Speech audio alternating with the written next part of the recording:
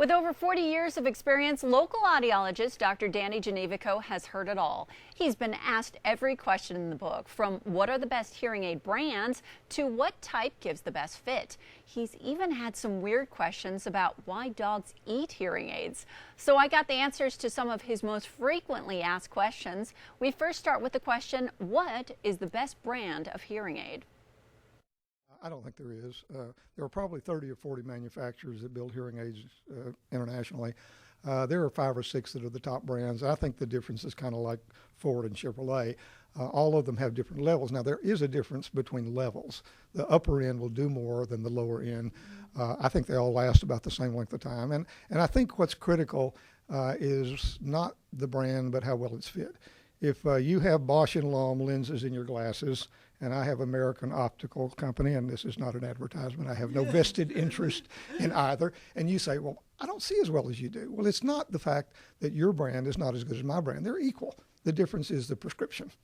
So I think basically when a person says, I got brand X, and I really didn't do very well with those, I think it probably was more how well the hearing aid was fit rather than the brand. So I think all the brands are about the same. There are some companies that are larger, and there are some companies that have some technologies maybe that other companies don't. But in general, I don't think there's a great deal of difference. You want to stay with one of the major companies. Oh, well, that's good to know. Not brand X, right? Not brand X. Now, how often do you have to change the battery on a hearing aid? Well, it varies. On the older hearing aids, it was actually better than the newer ones. The older hearing aids, you could go a month with the same battery. The newer ones, you change them every week to 10 days. But batteries are very, very inexpensive. In fact, I've got a hearing aid on. Changing a battery, you pop a door open, you drop the battery on the floor, you put one in, you pop it closed, and you put it back in your ear. You can change a battery in 5 seconds on a hearing aid. So, and they're very, very inexpensive. I calculate it to be about $10 a day to run a hearing aid. So it's not an issue. People think, oh no, I'm going to spend all this money on the hearing aid batteries, and it's really not an issue at all. Cup of coffee costs far more than a battery once a day. So there are a lot of different styles. Tell us a little bit about the best style of hearing aids. I don't think there's a good answer. I think a lot of that depends on the individual. For people that are that may have a little bit of vanity, sometimes the ones that go deep in the ear may show a little bit less, but in my opinion, they don't tend to work as well, and they tend to be less comfortable. So you have some aids that go completely in the ear, some that fill the ear up, and some like I've got on, which lay behind the ear with a tiny little tube. My preference is generally for the over the ear, and it's after having done it for 40 years, and I've used all of them, and I actually have all of them. But the one I wear typically is the one over the ear. It's more versatile. It's got more range in it, but the other ones work okay. But that would be my preference.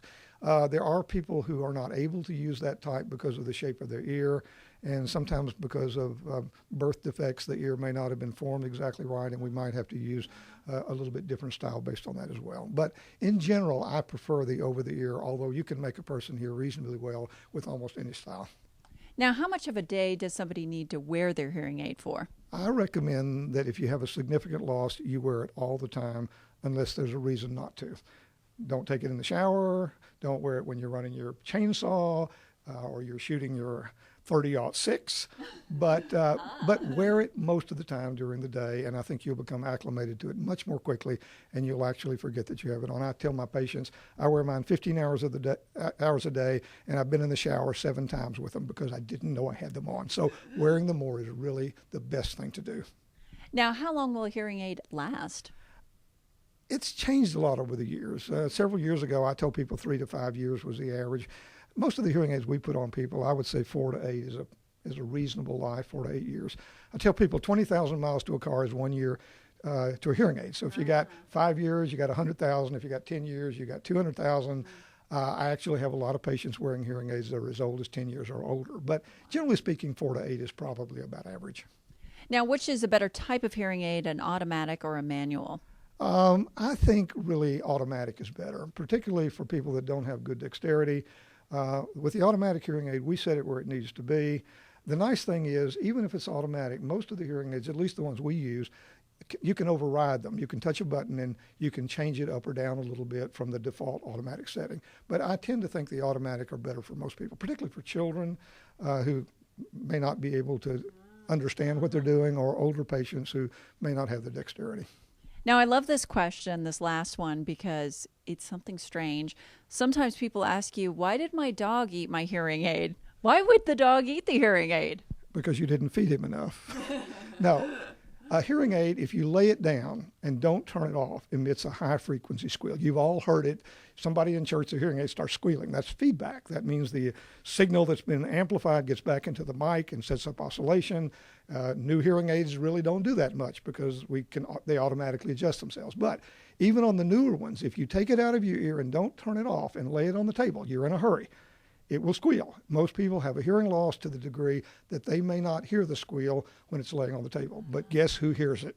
The dog and the cat. They have extremely good hearing, and those sounds are very, very aggravating. So they didn't eat it because it was a piece of plastic they wanted to play with. They ate the hearing aid because it was really very, very uncomfortable to them. And that's a very significant issue. So if you have a hearing aid now, and you've got pets in your house, always take the battery out of it completely and put it someplace where the dog can't get to it. If they don't hear the squeal, you're okay. If they hear the squeal, they will find it. What if it's in a box? Do you have like a hearing aid box? Yeah, you can put it in a box, and that's a good thing to do. But even if it's in the box, the best thing to do is make sure it's turned off. And that's why people spend twice the money they should have spent, because they get a hearing aid and the dog eats it and they have to get another one. It's a lot cheaper to get them dog food. And if you have any questions yourself or you need to visit the audiologist in Lynchburg on Langhorne Road, the phone number 434-528-4245. Also online at Digital Hearing For You. Also, they have a Danville location as well on Main Street, 434-799-6288.